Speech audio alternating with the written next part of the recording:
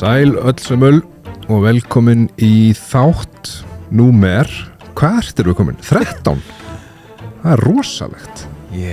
Bara, það stendur náttúrulega í lýsingunni að hvað þáttur þetta sko, þannig að fólk í rauninni veit að við vitum í rauninni minnst. Við vitum minna Já. En hlustandi. Já, númer hvað þessi þáttur er. Einmitt. Já. Nema að númeri gleymist eða einhver ruglist. Já, ef einhver er að hlusta bara, þú veist, í rennslinu, Já. þá geti kannski punta niður hjá sér númer hvað þetta eru. Já. Heyrðu, Já. það er gleði efni í þættinum í dag. Nú? Já. Það er komið að því að við ætlum að koma okkur út úr þessu brasi sem við höfum verið í með stefin okkar. Já. Við ætlum að byrjum þetta rosa flott. Byrjum á að fá þetta stef sem þið heyrið óma undir. Já. Það er bara frá góðum vinni. Hún er Pétri Jónssoni og Góðum kalli. kallar hjálpa köllum. Já. Og sko hann gaf okkur þetta tónverk og svo náttúrulega erum við bara kallar og förum bara hinga og þanga og förum að taka hvað að segja, hljóðbrot sem að eru fyndin. Pæltum kannski ekki alveg í því að þau gætu nú mögulega verið höfundaréttavarinn Sko, þú reyndar alveg varaðið mig við og þú varst mjög upptekinn að þessu, megum við bara gera þetta og eitthvað svona og ég svona sagði þér að vera ekki með þetta rugl og veist, þetta er ekki vesinnið. En sko, það er tvennt. Svo fengum við á endanum ábendingu. Við fengum ábendingu frá, ég ætla nú að fletta upp svo sé með þetta bara orðrétt sko. Frá tónlistamanni sem hefur setið í fulltrúaráði Stefs, hvorki meira en minna. Já. Og hann var að vara okkur við því að þarna gætu við fengið þýska lögfræðinga á mottuna. Já, út af vísindahorninu okkar. Jú. Einhverju dagsins. Þannig að hvað gerum við? Við náttúrulega sendum önnur skilaboð sem byrja á Sælmeistari. Þú veist að einhverjum fara að biðja greiða þegar þú fær þau skilaboð. Sælmeistari, þið? Og við fengum að Pétur Jónsson til þess að möndla fyrir okkur svona stutt stef úr hljóðheimilagsins og ætlum að frumflytja þau í dag og þau verða notuð hér eftir og þau eru geggjuð. Já, þið heyriðu bara eftir, við viljum ekki spila það núna, þið bara býða aðeins. Bara verið róleg, sko, þið getið spólað fram í að þið vilja heyra þetta. En þú stundum hvart að undaði, ég sé hvatvísaukur og stundum þarf lítið til þess að svona, ég er mjög áhrifagjart maður og vinur minn sem sagt sendi mér Gísli Björgvin, diggur hlustandi þáttanins. Já. Hæ Gísli. Og hann sendi mér skilaboð, ég ætla nú ekki að spila þau nema, allavega og hann sagði, það var talskilboð og eitt af það sem hann sagði var þetta stef í eitthvað dagsins þetta bara verður að fara út. Hún fannst það bara ógeðslegt. Bara leiðilegt? Já, bara óþolandi eða eitthvað. Og er hann ekki, man hann ekki eftir þessum nýjast tæknu vísindi? Jú, en ég veit ekki, ég spurði ekkert. Ég aktaði bara. Já. Ég sagði bara við þig, getum við ekki bara fengið og svo fenguðu þessi aðvörun að þetta væri þjófnaður. Hitti miklu betri saga. Já, reyndar. En Gísli Björgvin, hann í rauninni var þess valdur að við fórum að svona hækka okkur upp level. Já, og þá er næsta spurning. Ef að Gísli er ekki ánæður með nýjastefin, hvað þá? Af því að við erum búin að fá sko mann sem vinnur við að búa til stef, til þess að búa til stef og ef fólk er ekki ánægt þá eru góður á dýr. Já, þá bara setjum við uppi með þá skömm. Já. Nei, þetta er bara mjög næs. Já. Ég ætla að segja það. En við nýtum tækifærið og þökkum Pétri Jónssoni hjá Medialux innilega og svo hlýtt takk fyrir að hérna, standa í þessu og hérna við lofum að láta þig í friði með þetta hér eftir. Ég ætla ekki að lofa því en að þetta var svona, þú baðst mig Já. um að biðja hann Já. greið og ég svona, ég veit það er ógeðslega mikið að gera hjá hann akkurat núna, en já, jú, ok.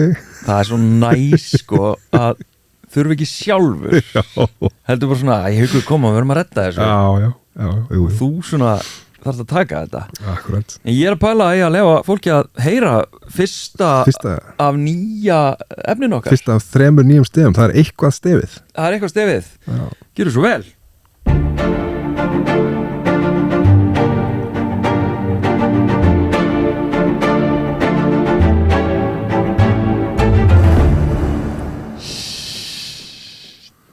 Þetta er rosalegt, vá.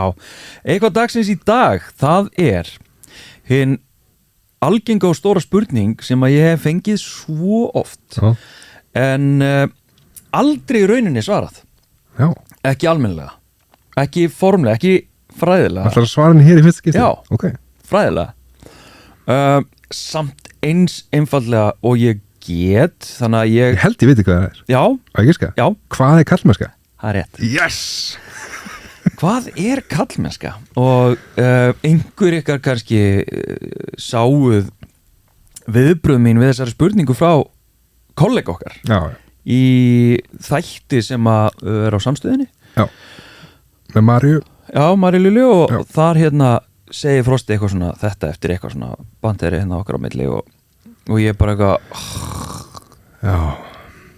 sem að var síðan eitthvað svona, veit ekki hvað að kalla, hálfgert mím eitthvað. Já.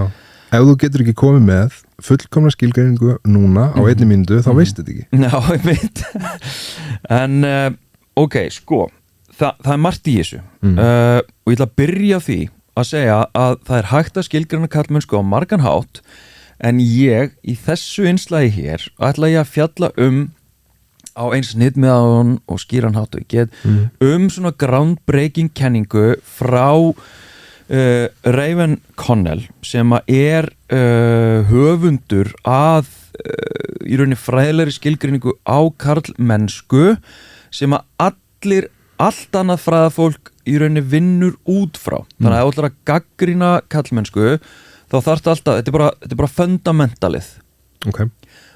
og hún sem sagt kemur fram með þetta árið 1995 í bókinni Masculinities og þarna, heyrið kannski, þetta er í fleirtölu og það er líka hluti af þessu groundbreaking að það var alltaf og er almennt bara talað karlmennsku í eintölu masculinity en hún kemur hérna fram með masculinities í fleirtölu og er svona fyrsturinn til þess að gera það Hversu gamalt er þetta sirka? 95 Ok.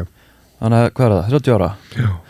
30 ár síðan þetta kemur fram og hún byggir rauninni kenningu sína eða skilgreiningu, getur við sagt á kallmennsku á kenningum eða stigveldiskenningum Antonio Gramsci sem sagt kom með einhverjum svona fundamental stigveldiskenningu 1970 minni mig þar sem hann að greina hvernig yfirstettin viðhöldur völdum og yfirráðum þetta er eitthvað svona félagsfræðilegs eitthvað, ég er ekki sérfræðingur því þannig að í rauninni hún byggir á öðru og þannig náttúrulega bara virka vísindi fyrir þau sem að kannski er ekki inn í þeim heimi ok, og eitt af þessum að sko, ég ætla að segja ykkur líka aðeins ég undirbjó mig fyrir þennan þátt eins og í rauninni ég var að fara í kennslu en ef ég hefði verið að fara í kennslu þá hefði ég gefið mig meiri tíma til þess að svona kjarna þetta algjörlega og í rauninni svona vísa í greinin á blaðsíður, ég er með smá af því þannig ég ætla að leyfa mér og ég ætla að setja þann fyrirværi, ég ætla að leyfa mér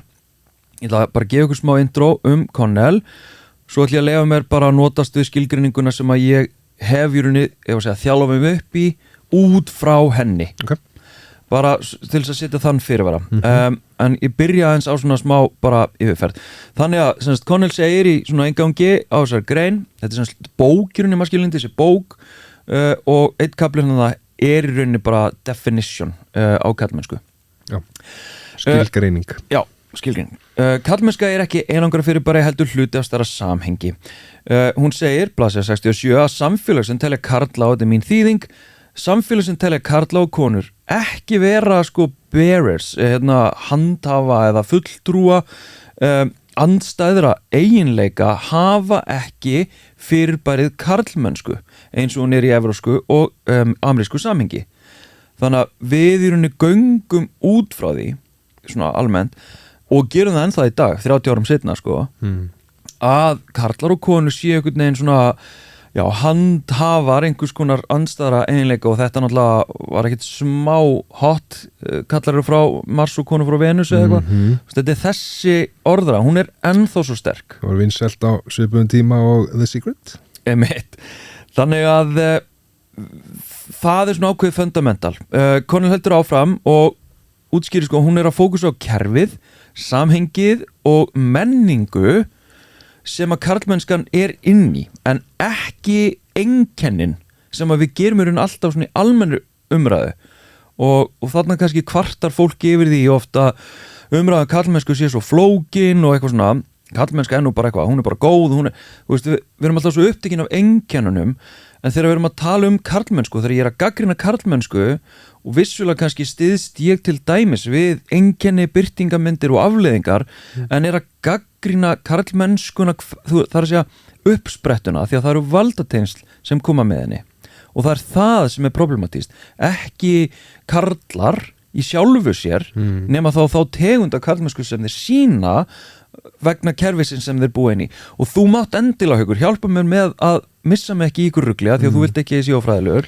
En fyrsta spurning sko, heldurðu að þú veist, fólk sem að spyr bæði fólk sem spyr, þú veist, hvað karlmennska og vill bara fá eitthvað elevator pitch núna og líka bara umræðan á internetinu það sem að fólk segir að þú veist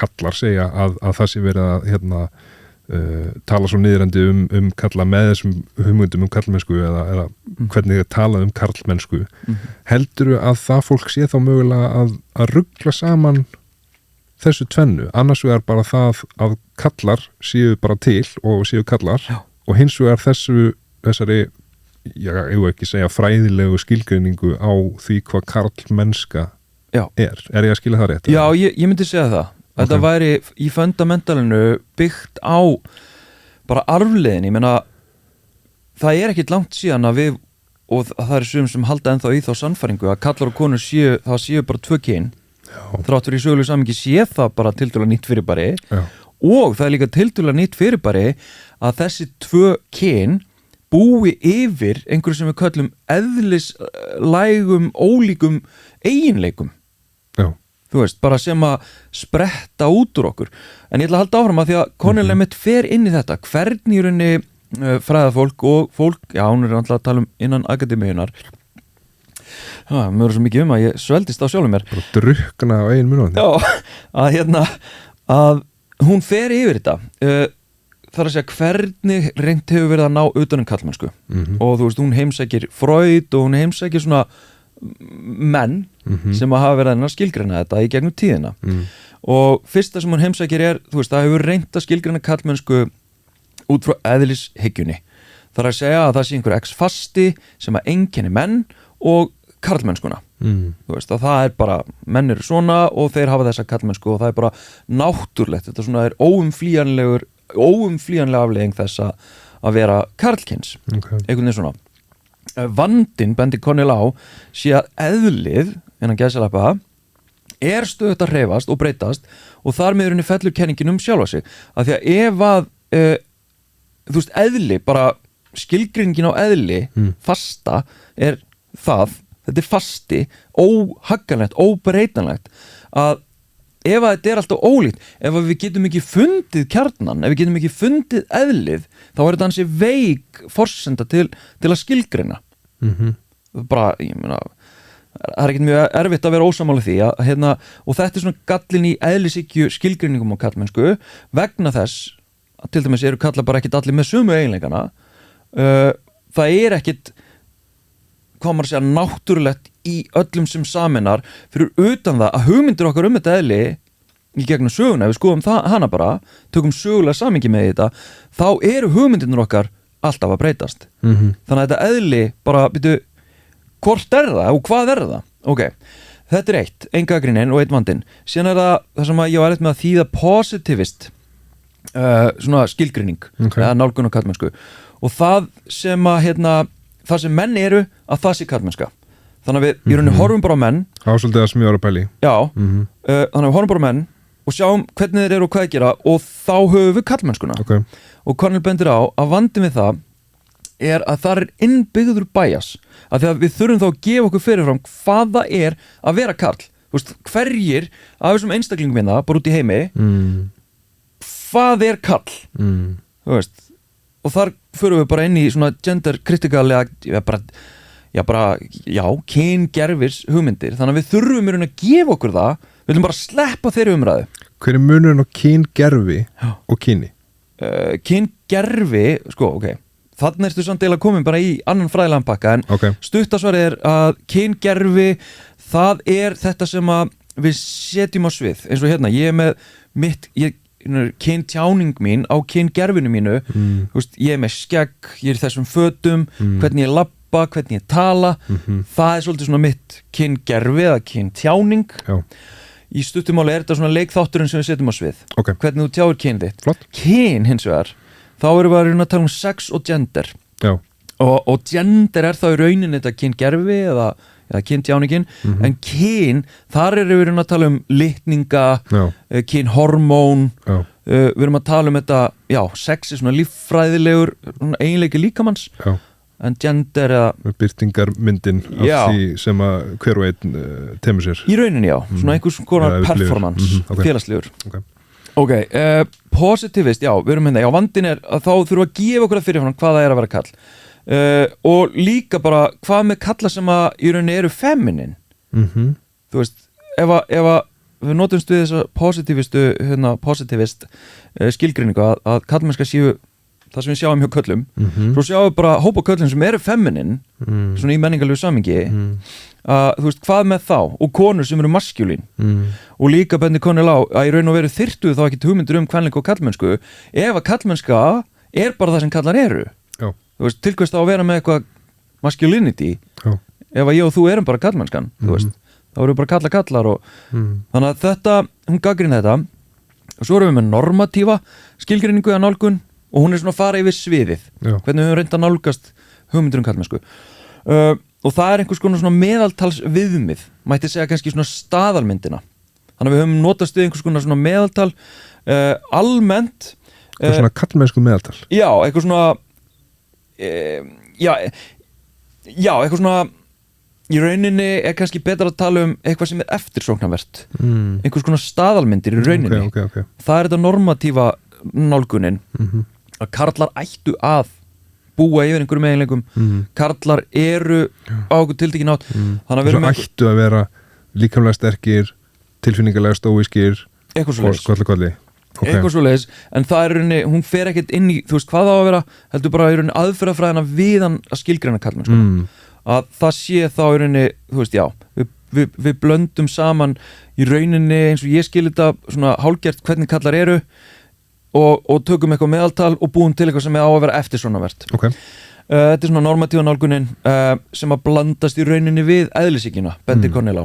Vandinn er þá líka hvað er norm ef engin eða nánast engin uppfyllir normið. Og þarna tengir hún við svona bíómyndir, þar sem er eitthvað svona erkitýpur af köllum sem engin rauninni er. Allar leiknar af Sylvester Stallone. Já, eða minnir að hún hafi talað um hérna eldri kall sem er 90 eitthvað, hérna svona oft eitthvað kúriki, man ekki hvað hann heitir. Wayne? Nei, allavega. Það kemur seinna. Það er örugglega höfundarétt að vara að segja hvort þið. Herðu, og svo ætla ég að enda á hvernig við höfum reynt að nálgast skilgreiningu kallmennsku eins og Cornel fjallar um það og er að gagnrýna, og það er svona táknbundið að karlmennska sé samansafn af einhverjum einkennum og oft þá einkenni sem að konur hafa ekki, þannig að ef við erum að tala um þarna þá náttúrulega einkenni eða tákn þá er tippi karlar hafa tippi þannig að þeir sem eru ekki með tippi eru ekki kallar þetta er svona þessi nálgun að það sem að konur eru það er þá ekki kallar svona hálgert, svona hið sjálfgefna viðmið óyrta jafnvel ok, en svo að í rauninni skilgreiningu Connell og hennar framlag að karlmennsku, þannig hún að fara í sviði svona í formálanum eða svona í aðdragandanum og hún segir og bendir á að karlmennsku verði að skilja í samingi við eitthvað, eða við samfélagið, við söguna og við í rauninni hugmyndir hvers samfélags kyn. Það verði að skoða þetta allt í samingi, skoða valdatengslin og hafa í huga þegar að vera að skoða þetta, það er ekkert sem er hlutlaust eða ókynjað. Það er ekki hægt að skoða hlutina bara algjörlega samhengislaust af því að það er allt háð samhengi og karlmennska er social construct, þetta er eitthvað sem við byggjum upp á samfélagi eða upp úr samfélaginu, þetta er félagslegt fyrirbæri, þetta er ekki líffræðilegt, þetta er félagslegt fyrirbæri sem að við eignum líffræði hvað maður segja, bara lífverum af því við eignum köllum þessa eiginleika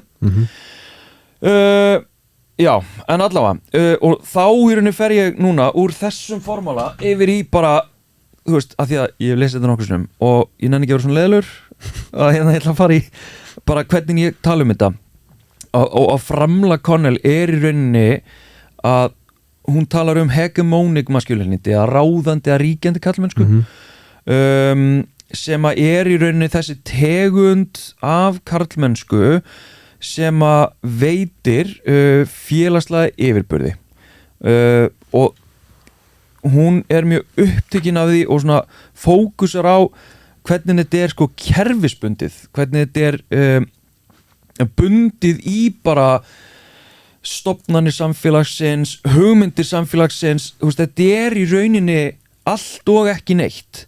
Þetta ekki svona eins og kollegar okkar kannski vilja fá skilgreiningu bara hvað karlmennska og búast við að fá einhverju uppskrift að einstaklingi, þá í rauninni frekar þetta einhvers konar svona, já eins og feðraveldi sem svona veðurfar, valdatengsl, þannig að við erum með í rauninni eitthvað skipulag eða einhverja hugmyndir karla og karlmennsku sem að ríkjandi á hverjum stað, á hverjum tíma hverju sinni. Þetta háð sögu, þetta háð aðstæðum, þannig að við erum að tala að það ekki alltaf sama, karlmennskan eða hinn ríkjandi, hegemoníska karlmennska á hverjum stað, á hverju sinni. Þannig að svarið við spurningunni hvað karlmennska eins og kollegar okkar skilja spurningu sína sjálfir hefði í rauninni ekki sama svar hvar sem í heiminum eða núna versus fyrir 30 árum síðan af því að þeirra spurning í rauninni hvernig alvöru karlmaður það í rauninni þá færður í rauninni sama svar nema þá ertu farin að spyrja eiginleika í rauninni en núna ég í rauninni að skilgreina hvað karlmennska þetta sem að við tveir erum undir, þetta sem samfélag okkar undir, það tiltekin ríkjandi karlmennska á Íslandi og þetta náttúrulega auðvitað háð feðraveldi, þetta auðvitað háð því að við höfum hugmyndir tvö kyn, að við höfum í sögulegu samingi, þá sumir einstaklingar sem að hafa forréttindi og það tengist fjármagni, það tengist félagslegu auðmagni, það tengist húðulit, uppruna, allt þetta rauninni hluti af karlmennsku eða ríkjandi karlmennsku. Okay. Þetta veitir sumum köllum, þar að segja þessi ríkjandi karlmennska, hún veitir sumum köllum forréttindi umfram aðra kalla og önnur kyn. Það eru fáir sem að njóta allra eiginleika ráðandi karlmennsku og það líka breytist. Hvaða hópar samfélagsins í rauninni njóta þessar ríkjandi karlmennsku en flestir kallar geta notið góðs af stöðu, félagslegri stöðu þessar ríkjandi karlmennsku í gegnum það sem að Connell kallar complicit masculinity eða samsektar karlmennsku á íslensku og þú getur gert það með því að mótmæla ekki ríkjandi karlmennskunni til þess að setja í eitthvað samhengi á tímabili, ef við segja 2016 á Íslandi, þá var svolítið svona hinn ríkjandi karlmennska á Íslandi fótboltastrákunir okkar þú veist, strákunir okkar hérna íslenska landslið þú veist, víkingarnir einhvern veginn sem að þeir gerðu líka út á og náttúrulega, þú veist, þar komum við inn í sögulandsins og eitthvað svona þannig að þeir voru svona kyndilberar hérna ríkjandi kallmennsku sem að allir kallar á Íslandi gáturinn og notið góðs af með því að mótmælin ekki, með því að hafnin ekki með því að mæta á leiki, með því að styðja liðið með því að runa að lifta þeim upp og þarna segi ég sko og hef margoft gaggrínt svona maura feðraveldis eða vinnumaura hinna ríkjandi karlmennsku vinnumaura feðraveldisins og það er rauninni við allir sem að tökum þátt í að viðhalda status einhverja plássfrekra valdamikilla kalla að gaggrína ekki hversu mikil völd og áhrif og rauninni frípassa þeir hafa í samfélaginu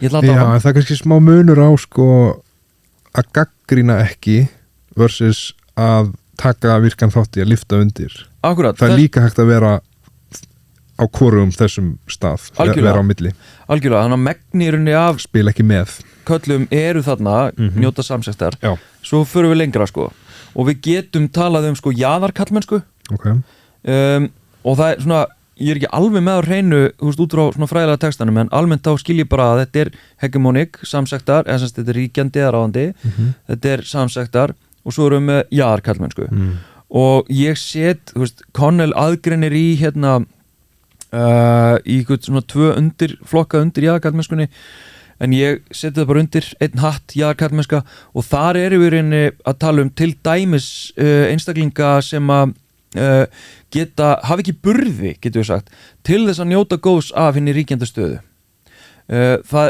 til dæmis útlenskir kallar fatlaðir kallar hinsegin kallar og undirflokkur þarna væri í rauninni eins og ég túlka kenninguna ramman feminískir kallar sem að í rauninni eru markverst að gagnrýna en þarna í rauninni ég er að leggja grunninn að því að síðan getum við fara að tala í rauninni einhvers konar aðrar kenningar út frá Connell sem eru í rauninni seinni tíma pælingar að því að, þú veist, og þá erum við að tala jákvæða kallmennsku, inngildandi kallmennsku, caring masculinity, skeiving masculinity, þú veist, það er búið að skeiving? Já, eitthvað svona, ég kalli þetta sko hælsæris kallmennsku eftir Rannveigu Ágústsdóttur sem er doktor í kynjafræði, en hérna allavega, það er önnur umræða sko, að því að bara til þess að benda á, Connell leggur fram grunninn sem að allir aðrir sérfræðingar í karlmennsku og svona sem er að nálgast kalla þeir byggja sín fræði á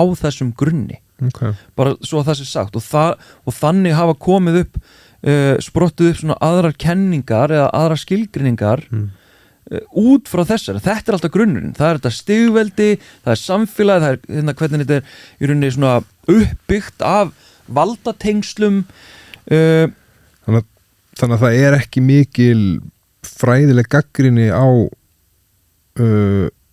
þessar kenningar sem kom fram innan 95 eða eitthvað. Jú, það gerði það gerði það alveg og Connell skrifar síðan aðra grein 10 árum seinna árið 2005 með öðrum fræðimanni sem að heitir Messersmith og það er önnur rauninu svona fundamental grein þar sem að þau eru að árétta fyrir kenningu út af gagnrýni sem hún hafi fengið og þá í rauninni eru það að hamra á þú veist, það er eitthvað sem að það er ekkert sem stenst ekki tímans tönn sem á þessi 10 ára tímabili og það er ekkert sem að Connell dregur tilbaka eða hættir með heldur áréttar hún í rauninni þetta bara með svona samhengið í karlmennskunni að hvernig hún er í rauninni háð alltaf aðstæðum, samhengi, uppruna, stétt og stöðu og hún áréttar, þú veist, en þannig er hún alltaf komin í eitthvað svona brjálað nitti-gritti fræðilegt rung sko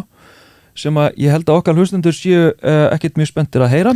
Já, einu sem ég var að velta fyrir mig bara var sko þú veist, í þessari fræðigrein, kynjafræði hvort að það sé bara eins og þú, mér heyrist þú verið að segja það sé mjög mikið unnið út frá þessum eða innan þessa ramma, út frá þessari uppruna tilgátu uppruna kenningu já, en það kannski er einmitt ekkert rosalega gott útvarpa að krifa það mikið Nei áfram með kallmennsku, hvað er kallmennska? Akkurat, ok, og einmitt, þannig að við erum komin í kallmennsku og allt þetta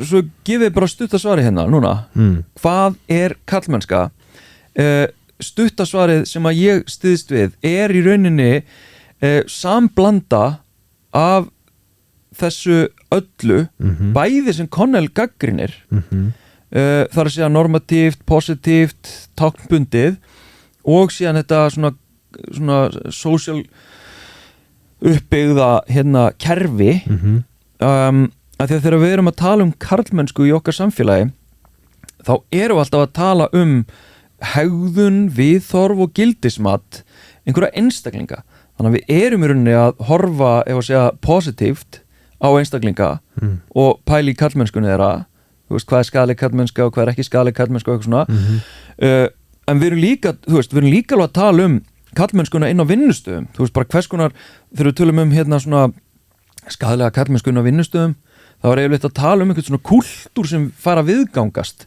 þú veist, karlægir vinnustaðir hafa aftur heimsækjaði þá núna normatífa eða staðalgerðu myndina eitthvað sem er þá óæskilegt þú veist, við viljum ekki kalla sem eru með dónatal, yfirlæti ofbeldi, þú veist, við erum svona sirka meðutuð það þannig að, en við erum alveg fást samt ennþá við það og sumir vilja bara standa vörð það þá tegunda karlmennsku að fá bara vera kallar í friði kallar verða alltaf kallar og þar heimsækjum við síðan annað sem Connell gagnrýnir sem að er eðlishyggjan þú veist að þeir séu bara kallar og geta ekki að því gert og þar alveg verði kallmennskan sem við fáum þessi normatífa kallmennska eitthvað skona meðaltala kallmennsku sem er bara skaðleg ok, ég er ekki að segja að mér finnst þetta að vera kallmennska en þetta er samt kallmennskan sem við erum að díla við en hún er og vandinn við hann og það sem ég gagnrýni ég er ekki að gagnrýna það að þú rugglist einhver tíman þú veist, sérst einhver tíman einhver dónakall eða hafir verið það eða kallremba heldur í rauninni sko meðvitundar og aðgerðaleysið í því að axla ábyrgð á áhrifunum sem það hefur á samfélagið þitt og jafnvel fyrir þig sjálfan og þar eru komin nær kannski Connell þetta kerfisbundna félagslega, samfélagslega og það er vandinn við það að, ef að segja, láta þessa kallmennsku, þessa birtingamind kallmennsku ótalda, þú veist, gagnrýnana ekki þú veist, þá erum við bara að skapa kultúr og menning og samfélag sem að við ekkert mjög eftirsóknarvert og þá kemur annað inn í þetta sem er gjald kallmennskunar af því að það er líka hluta af kallmennsku þú veist, af því að við þurfum að borga fyrir öll þessi forréttindi þar að segja að við ætlum að njóta samsetta við ríkjandi kallmennskuna þá þarft þú að greiða fyrir það með einhverjum hætti og almennt höfum við gert það með því að fremja sjálfsvíg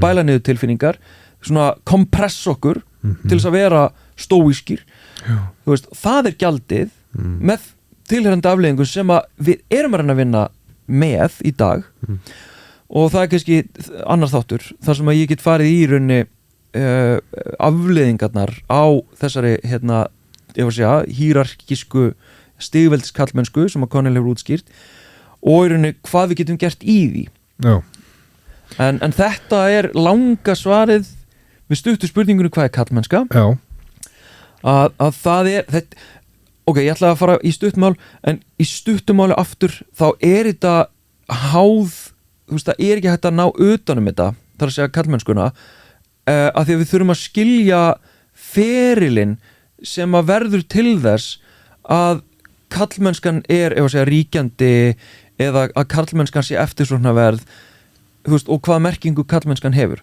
að því að hún er alltaf háð einhverju þú veist, þetta er bara regnbogi í rauninni við getum ekki graspað þetta nema í einhverju svona víðara samhengi og þá getum við svona séð samhengið og eðlilega veldur þetta mörgum köllum þar að segja mín gagnrýni og fleiri feminista á kallmennsku veldur kannski mönnum hugarangur ef þeir skilji ekki eins og grein sem þú hefur sagt okkur frá þegar þeir skilji ekki hvað kallmennska er þegar þeir skilja ekki að gagnrýni á kallmennsku er ekki gagnrýni á tilvist karla þú veist, og svo náttúrulega blandast við þetta líka bara feminist gagnrýni já, en alltaf ég held að þetta sé akkurat þetta sko, að sko, þó svo að einhver gagnrýni karlmennsku Já.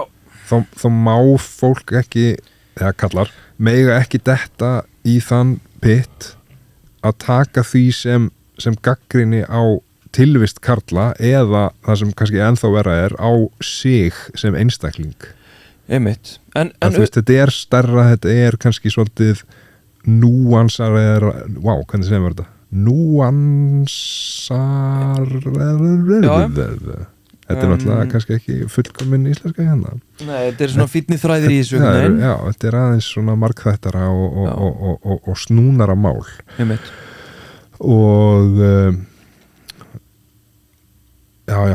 not all men og allt þetta sko þetta sko en líka við þurfum að geta gagnrýnt svona og talað stórar hugmyndir án þess að láta það snúast okkur sjálfa og það kannski svolítið mikið kallað þeng líka það að láta allt svolítið snúast sig já, en hérna en þú veist, að reyna einhvern veginn að því að ég reyndar segi sko að ef við ætlum að skoða eitthvað, það við getum skoðað bara allt svona samfélagslegt félagsfræðilegt við getum alltaf heimsótt byrju hvað karlmennskan þarna þú veist, við getum skoðað bara hérna ákvæma mæðrun fyrirbærið og þá sjáum við að útskýra pínu hvað það ákvæma mæðrun svo leiðilegur hugur ákvæma mæðrun, intensive mothering það bara, hérna, þið verður bara að googla þetta intensive mothering eða ákvæma mæðrun það fyrirbæri þetta ekki svolítið svona, þú veist einhver kona eignast barn og fólk ætlast til rosa mikils af henni að þú veist, hún bara að demba sér í móðurhlutverkið, hún að sjá þú veist, hitt og þetta sem einhvern veginn bara svona á að vera sjálfkrafa komið í hennar verkarhing bara af því hún eignast barn og hún á að leggja sér svo ótrúlega mikið fram við að lesa greinar þú veist, hitt og þetta og líka bara á kannski svona einhvern veginn að sjálfu sér að kunna rosalega margt allt í hennu ég að með þetta sirka rétt? Já, ég held það sko en hérna, auðvitað eins og með kallmennskunum þá er þetta mjög flókið og erfitt að einfalda en nú man ég ekkert hvað ætlaði að segja með þetta hvert fóru við, ég var ekkert að tala ákvæða maðurinn jú, fjarvera sko kalla og kallmennskunar í ákvæðri maðurinn og þegar það verið að skoða hana þá bara svona, já, einmitt þú veist, þá sjáum við einmitt, bara samfélagi sem við búum í að kallmennskan ekki þarna sko þarna kvenleikin þarna erum við með ákvæða maðurinn í rauninni einn ángi kvenleika hugmynda allavega í svona evrópsku-amerísku samhengi sko og svo getum við líka farið lengra og talað sko hvernig líkaminn pólitískt vopn líkaminn karla hvernig hann í rauninni hluti af þessu og eitthvað en ég er að pæla að láta staðan þetta var svolítið löng yfirferð en ég vona að fólk sé einhverju nær hversu flókið fyrir bara karlmennska og þessi spurning hvað karlmennska já, það eiginlega vonlaust að svarinni ok, hún allavega ekki sama spurning og hvað karl það held ég að sé kannski fyrsta skrifið átt að sjá sko. Já, ég menna við þurfum að skilja auðvitað það ekki mjög einfalt svar heldur en það töluvert einfaldara en þetta samt Já, en sko ef við ætlum að fara alveg að sko afbyggja það bara svona út frá kynjafræðinni þá það samt mjög flókin spurning sko hvað það að vera kall og ég er ekki að segja hvað að vera kall bara hvað kall Já, hvað kall Já ok, hvað karl, bara karlmaður eða karlkins eitthvað, af því að það líka háð alls konar fyrirbærum og við kæmum jafnvel í hringskýringu og ekki eins einfalt í líffræði og rittarar á Facebook vilja halda fram sko. Nei, líffræðilega, nei og yfirleitt þessum segja að þetta sé bara einfalt í líffræði, að sé bara svona og svona og þeir yfirleitt að segja óbeint, ég veit ekkert nema gjörsamlega grunninn í líffræði Já, en núna ertu orðin vitneskja mín nær ekki lengra Já, nú ertu orðin reiður, Haukur Ég þarf að róa það niður Þú búin að reiður í hálftíma Ég búin að vera að fara yfir Connell hérna Eigum að fá rólegt og kam og stef áður við förum í næsta lið Já, herðu, það nýtt stef Trún og stefið Já, förum þangað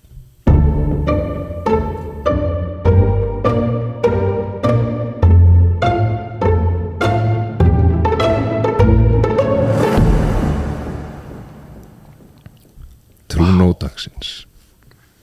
Herðu, trúnódagsins kemur út frá skömmu við minn garð í held í senasta þætti, mögulega þar senasta þætti. Var ég að skamma? Já, svona pínu. Allavega, þetta ekki beint gegn þér, en það sat aðeins í mér, sko. Okay. Og þessna varð til þetta trúnó. Nei. Og það sko nú er ég spenntur. Ég pínu fann að rugla þáttuna saman, þannig að kannski ég held þetta að vera senast, það senast, allavega ekki lengra síðan. Þá, vorum við að tala sko að Íris, kona mín, hún sér rosalega mikið um að elda og innkaup og þá komst þú með eitthvað svona, já, herru, þú varst nú hérna rítstýra þriðjavaktinni og hún las hann yfir og þú veist, er bara allt í volli hjá ykkur, nú er ég aðeins að íkja þetta og segir þetta ekki alveg svona, þú veist, ert þú ekki til standaði og hérna bla bla bla og ég mér langar að tala um það, sko. Ok.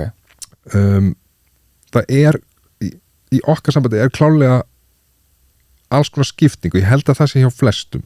Það skipting, þú veist, þú ert með þessa deild og ég með þessa deild og svo kolli. Ég alltaf að reyna að koma meira og meira inn í þessa hugrænu byrði, þessa svona, þetta álag sem að felst í því að vera alltaf svolítið með á hreinu, bara, þú veist, er allt sem þarf til. Erum við undirbúin fyrir það sem þarf að gera á morgun? Þú veist, muna eftir því, bara hvenar þetta barnaafmæli sem við ætlum að fara í, búið að redda þessu, búið að kaupa gjöf, þú veist, skarast þetta á við þetta sem við ætlum að gera, þú veist, þetta hlutur sem að fellur samkvæmt, hvað ég segja, bara öllum rannsóknum sem gerðar hafi verið og þær eru fjölmargar, þetta ekki bara eitthvað sem að fólk að búa til, svo það sé á hreinu, fellur á konur í samböndum konu og kalls. Það er í þessum svona típi, eða hvað ég segja, algengustu samböndum. Ef við erum að tala um kyn og kyngerfi og allt þetta sem við vorum að tala um að náðan. En þú veist, ég engin ofur feministi, sko. Þú veist, ég ekkert svona það sem að fólk kallar hérna öfgafeminisma og bla bla bla. Þú veist, ég er bara kall og ég þú veist, ég hef enga reynslu af því að vera neitt annað.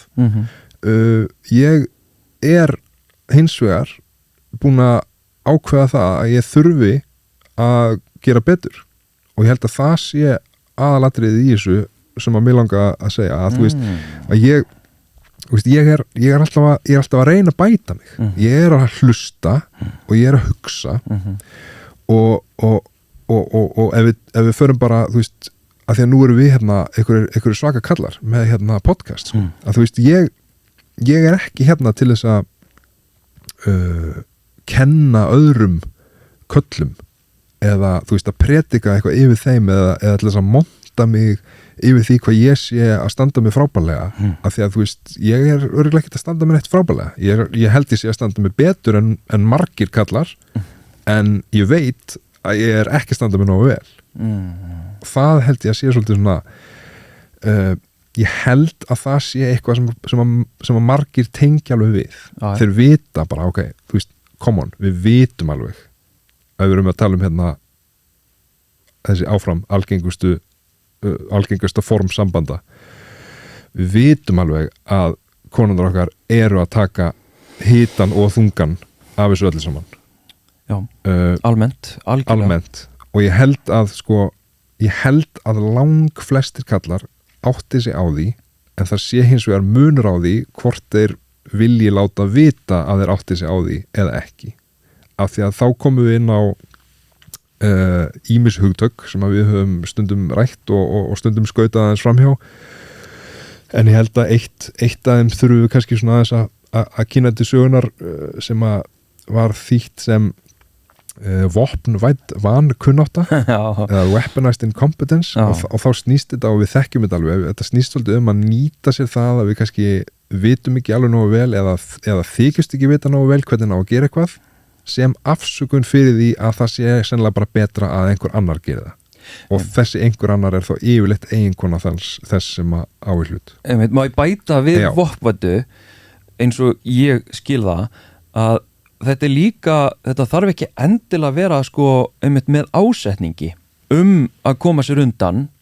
Nei. Þú veist, þetta getur líka alveg eins og bara ofbeldi yfir höfuð, þarf ekki að vera beint með ásendingi til þess að sjá ofbeldi að þetta er líka bara svo ég taki eitt lítið dæmi að ég veit ekki, ég ætla að brjóta saman hangklæðin og Hulda, þetta er ekki raunveruleikinn, ég er bara búið til dæmi að ég ætla að brjóta saman hangklæðin setja henni í skáp og Hulda verið pirruð að því að hangklæðin komast ekki fyrir skápnum og hurðinu svona hálf opin æskilur, eitthvað svona verkir illa unnið og ég var kannski að vanda mig, ég var kannski að reyna að gera þetta vel en ekki alveg nógu vel eins og hún vil gera þetta og þá í rauninni er það vankunnátta að segja, ég meina þú veist hvernig ég brýt saman hangklæðin þú veist, og mér langar alveg að gera þetta vel en þú veist, ég stoppa bara þarna í stað þess að, þá kannski tökum við samtal, hvernig viljum við hafa hangklæðin skiptir þetta máli og í stað þess að beita vopnvættu þarna og með þetta þá fer ég og við finnum annarkvort breytum við skápnum, við breytum vinnulæginu eða ég fatta, þetta er best, það þarf að vera svona ég þarf þá Þið finnið ykkur að lausn, aðra en lausnina vilt þú þá ekki bara gera þetta? Fyrst þetta er ekki nóg vel gert hjá mér af því að það er ekki lausn að bara dömpa því yfir þá eru við komin í vopnvættu Akkurat og það sem að mér langaði að bara svona kasta fram í þessari pælingu hjá mér er sko að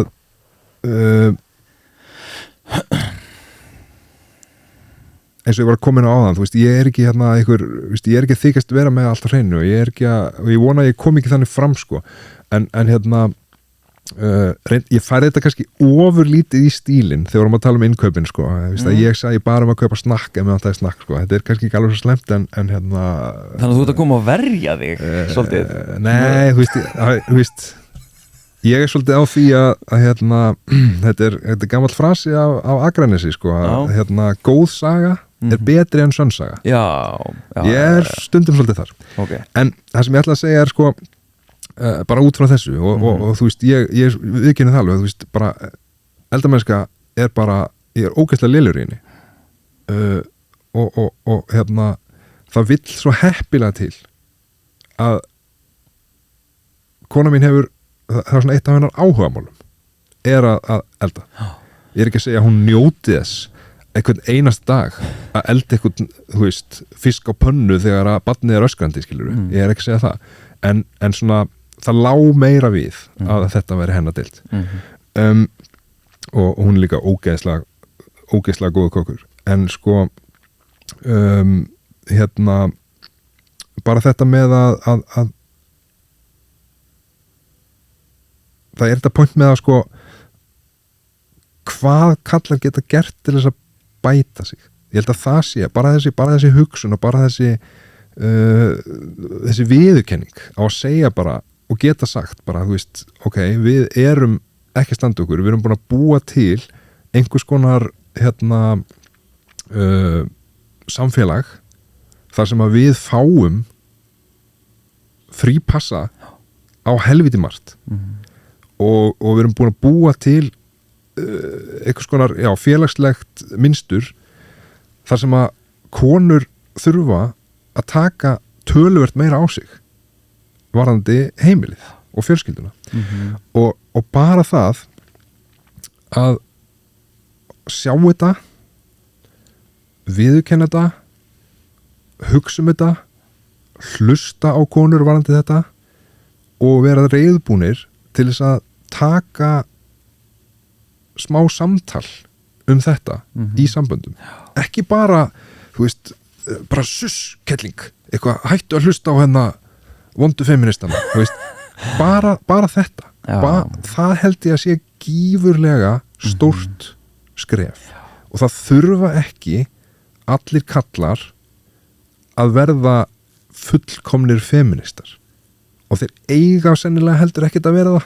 Nei, það bara er ekki til. Það, þú veist, gengur eiginlega alveg upp og þú veist, ég held að það sem að kallar gera eða geta gert vel er að axla ábyrgð, skilja, hlusta, meðtaka og og fá bara svona aðeins, þú veist, vera allies, skilur við. Þetta er ekki okkar bara þetta, en við þurfum að geta átta okkur á því að það skiptir helviti miklu máli hvað við gerum í þessari baráttu þó svo að við séum ekki að heyja hana sjálfur. Já, sko, ég reyndar alveg, sko, einmitt, fræðilega þá komum við frá þeim stað sem að kallar gátu bara verið prófeministar, þar að segja stutt við feminíska baráttu, en ég er algjörlega á því að kallar geti verið jafn feminískir og aktífir feministar eins og konur, enda bara, þú veist, hvað er konur og hvað er kallar og allt þetta, en hins vegar sé mikilvægt, sko, að einmitt átta sig á eigin forréttindum og eigin stöðu upp á að halda ekki að maður skilji reynslu heim kvenna verandi kallmaður. Já. Og ég held algjörlega að því þú nefnir núna í rauninni svona heimilistörf og þriðuvaktina, það er að sjálfsögðu okkar barátta. Þar er auðvelt að, ok, ekki auðvelt, en þar er hægt að bæta stöðuna. Fyrirstaðan hins vegar, og ég kannast algjörlega við það því að ég er svo sannlega ekki fullkomin inn á heimilinu þrátt fyrir að vera rosaduglegur og hafa skrifað þessa bók þriðuvaktina. Fyrirstaðan sem að ég kannast við svona þegar ég og Hulda vorum að byrja að ef að segja átt okkur á þessu, að Hulda var að byrja að benda mér á hluti sem að hún var að gera og drukna með og ég var ekki kannski að sjá eða að axla ábyrgð á. Fyrstu viðbröðum mín voru alltaf varnarviðbröð. Já. Og þau skýrast af í rauninni sko vanmætti mínum. Já. Til þess að skilja hvað hún er að meina. Og vanmátturinn minn og varnarviðbröðum mín voru alltaf mjög oft þau að svona að krefja hann nánari útskýringar eða ég fór í svona rökræður þú veist, tók hlutin úr samhengi sko, sem að ég og Hulda náttúrulega skrifum að væri mjög fórstu að benda á hluti sem þú segir Já, hluti sem að ég gerði álæði sem að ég er undir þú veist, eitthvað til þess að réttlæta það Einmitt. Ég þurfi ekki að hlusta á því, ég þurfi ekki að taka marka á þér og ég upplifi umræðuna frá einstaklingum, aðalaköllum sem að nenni ekki þessar umræðu ég upplifi hana svo þar að þeir upplifi ráðist á sig þeir eru vanmáttugir og þeir túlka sem svo að það sé verið að segja kallar séu allir einhvern veginn. Akkurat, og þetta er í rauninni bara alveg eins og við vorum að tala um í einhverju dagsins hjá þér að sko, þegar að menn takir svo svona persónulega, takir svo svona mikið inn á sig, þá eru þeir ekki að skilja að mínum mati að þetta snýst ekki þá þetta er miklu stærra þeir spila hlutverk í þessari heildarmynd að sjálfsögðu en það er ekki verið að segja herðu, þú ert viljandi að með allt niður um þig og vondur maður og þú ert bara, og vondur maður og þú gerir ekki raskat nema bóna bílinn á 2 mánaða fresti og that's it, þú veist, þetta er ekki alveg mynd svona sko, en ég held að það sé rosalega, mann er rosalega tamt að detta einmitt í þessu varnarviðbröð þess að þú varst að tala um og ég hvet fólk, ég veit að kannski mjög margir sem hlusta á hana þátt tengja en sumir kannski tengi ekki alveg ég bara hvet þess að kalla til þess að gera þitt besta til þess að bara hlusta af því að ég veit að það er ótrúlega mikið af konum sem að reyna að láta hlusta á sig varandi þetta og þeim tekst það ekki. Nei. Já, það er rosalega algengt og við gætum náttúrulega að tala mjög lengi um þetta en ég er svona að reyna að halda tímar að maður, mér langar ef ég má segja eitt að því ég einmitt skrifaði þessa bók og las svolítið eins og þú líka þriðjuvaktina og þessi valdatengsl og eitthvað, ég menna þannig erum við náttúrulega að tala um kallmennsku sem birtist inn á heimilunum að þegar að við finnum okkur og þegar ég finn mig í þessum dæmigerðu klísjum sem að má skilja að ég og Hulda höfum verið að gagnrýna í bókinni og við erum að benda á jafnvel stundum að hæðast að það er svona dæmigert að kallinn að grilla og eitthvað svona að það er ekkit endilega í sjálfu sér vandamálið að við finnum okkur í þessu sem að, ef við heimsöngjum aftur Connell, er einhvers konar svona normatíft sjónarhorn að kalla, eitthvað svona meðaltal, eitthvað svona staðalgert. Það í sjálfu sér er ekki vandamálið. Eins og til dæmis bara, svo ég taki eitthvað dæmi, að þú veist, ég grilla, ég sé pizzaofnin úti og þú keyrir. Ég keyri og þú veist, eitthvað svona, og ég sé ryksuróbotun okkar og þú veist, eitthvað svona. Ég sé náttúrulega líka, ég stíg líka inn í svona hefðbundin kvennalhlutverk. Þrífur niðurföllin. Ég ger það endur ekki. Það ekki? Nei. Ég held að það var svona kalla. Já, Ég er alltaf með það. huldaði mér Það er rafmagnið ógeðslegt, maður. huldaði mér rafmagnið, niðurfallið ég er með svona mestu þvottavélina á þvottinn og hérna Já. og eitthvað svona, en allavega það sem ég er að reyna að segja hérna er að vandamálið er ef að þetta er óyrt og ef að þetta er þema sem að verður til þess valdandi að annar aðilinn er hann alltaf þú veist, í lótinu sem fylgir því að reka heimili og eiga börn og þá er ég að meina til dæmis ef að, sem að ég hef gert ef að ég er svo upptökin af því að smíða pallin úti að ég nýti í rauninni, þú veist, að bara helgi og ég segi bara, herru, já, nú þarf ég bara smíða pallin Já, ég er off. Já, af því að almennt geta mömmur og konur ekki klukkað sig svona út Nei. þær geta ekki bara, herru, nú ætla ég að fara að smíða pallin Nei. Þú veist, af því að þá eru bara börnin hangandi utan í mömmu það, veist, ég held að það sé mjög algengt Algengt mynstur. þannig að vera meðvitaðir það hvernig við förum með ef að segja þessi dæmigerðu staðalgerðu verkaskiptingu að vera ekki að vera næmir á bara aðstæðunar og þannig er ég ekki að tala um eitthvað ég þarf að spura leyfi til að smíða pall eitthvað, þetta er fyrir fjölskylduna en bara í alvörinni og þannig erum við með þessa fínu þræði, þessa núansa sem að þarf að skilja, þarf að sjá taka með í samhengi, af því að þetta er samhengi þetta er ekki bara, hvað ertu á móti því að kalla smíði pall, eitthvað þú veist, við þurfum að dýfka samtalið þessa hluti og einmitt, eins og þú ert að benda að hætta að fara alltaf í, ertu þú að meina að kalla sér bara vondir og heimskir nei, jú, stundum reyndar en Sumir þeirra en almennt ekki, sko Not all men. Já, herðu gott rúnó Ef að fara í þriðja og síðasta nýja frumflutta hljóðbrot Péturs Jónssonar. Það held ég nú, það er hlustandinn.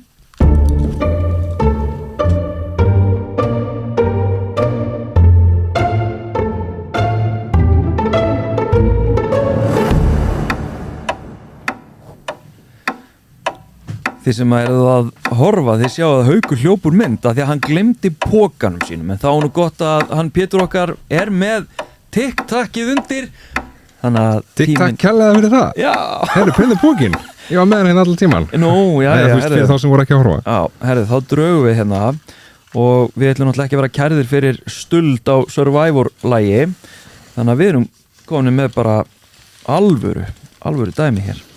Herru, það er hlustandi dagsins, við fáum hér 5 mínútur. Haukur, ég ætla að græða tímana meðan þú lest þetta fyrir mig. All right. Hérna stendur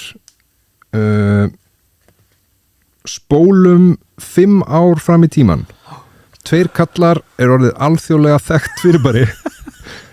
Hver leikur ykkur í bíómyndinni? Já. Það er Jökull sem sendir þetta. Aha. 5 minútur farin á stað. Wow. Í fyrsta lagi, ég man nöfn á svona 2 leikurum. Já, ég er sammála. Hryllilega með nöfn. Já, fyrir utan þannig að ég bara veit ekki eins og hvað leikarar eru í dag frægir. Nei. Af því ég er eiginlega aldrei að horfa á. Þetta verður lélegt hlustandi dagsins hjá okkur. En sko, ef við þekkjum einhver íslenska. Ef við velja íslenska. Hérna, ok, nei, förum út í heim. Okay. Við erum orðnir, ég meina, við erum að halda okkur við hlustandan. Já, það er alltaf gott að hafa Ingvar eða eitthvað sem svona íslenska leikaran í myndinni. Já, en hann er ekki annar okkar eða það. Nei, ok. Eða það? Ég veit það ekki. En væri hann kannski... Þú ert kannski Ólafur Darri og ég er Ingvar Eða það?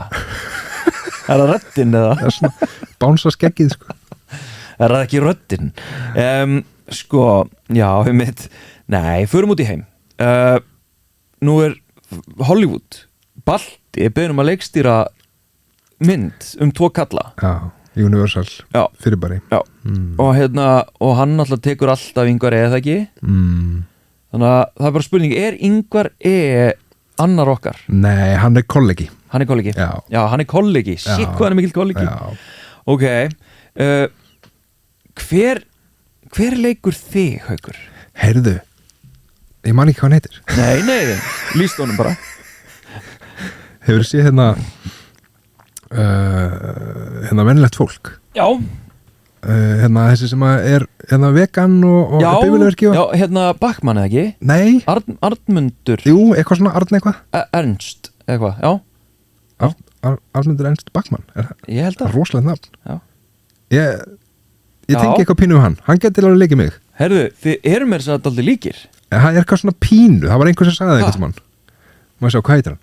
Arnmundur Ernst Björnsson Björnsson, ekki Bachmann En byrju, það er annað hérna sem heitir Bachmann Er það ekki hann? Er hann ekki sonur hérna Bachmann? Þorsteins Bachmann Nei Hanskotin Já, herru, Það er 5 mikið mínútur tími í er að það. vera búna Ég kom með minn okay, Hver leikur þig? Sko, allar að taka Arnmund Ernst Ég held að hann færi létt með að leika mig Já, Ha? herru, ok Nú er ég bara svo upptekinn Jú, hann heitir fokkin Bachmann hérna Nú, Já, Stundum. en stundum líka Björnsson ok Herru, já, hann hefur verið í sko 11 Men Out og Let From Helga og Ok, herru, Arnmundur Sko ég hver leikur mig? Það þyrfti eiginlega að vera eitthvað svona Svo reyndar það er einn hérna svona stand-up comedian Já, sem að lítur út eins og ég eins og þú Fólk er alltaf að ég fæ sent bara ángríns einu sinni í mánuði Hvað er hann? bara hvað, heyrðu, hefur þú séð hvað hérna Pete Holmes er bara nákvæmlega eins og þú í útliti Pete Holmes Já, þannig ég veit ekki ef við erum að fara á alþjóðlegan hérna, markað og við þurfum að vera með enskan leikara Ok, eða ensku mælandi leikara þá tökum við hann hérna já, ok ja. Já, ég sé ekki líkindin Sumir svipir sem maður setur upp þá er hann nákvæmlega eins og ég en á sumum svipum sem maður setur upp þá er hann nákvæmlega eins og hérna Beavis eða Butthead í Beavis og Butthead, maður ekki hvort þannig ég veit ekki alveg hvað maður að finna stuða Já, hérna,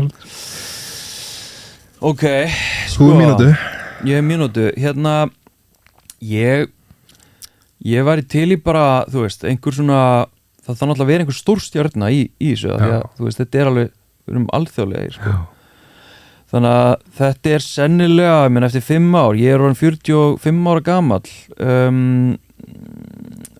já veistu það, ég er algjörlega blank og ég veit ekki hver er á aldur við mig eða aðeins yngri það er þetta að fiffa það allt með eitthvað Aha. gerfi með make-up sko. Mér var enda líktu hérna söngvara einhvern tímann hérna sem ég man alltaf ekki hvað heitir Nei? hérna, ég var með þess að með í prófíl hérna, þetta var eitthvað hljómsveit sem var vinsæl fyrir dálítið mörgum árum hann myndi bara leika mig ég skal bara finna hver það er ok, þetta varst ekki hvernig tónlist eða jú, þetta er eitthvað svona semi-rock pop ok, þannig að við fáum einn komedian og einn tónlistamann til þess að leika okkur já, flott, já, það er það sem við tíminn er búinn já, ok já, þetta var erfitt fyrir okkur við erum betri að leysa svona heimsvandamálin það er samt fínt að fá þraut sem við reyðum ekki við er þetta ekki fyrst skiptið sem við drulluðum á okkur? ég held að við höfum aldrei drullað svona á okkur sko. bara keep them coming, reynið að slá okkur út á læginu aftur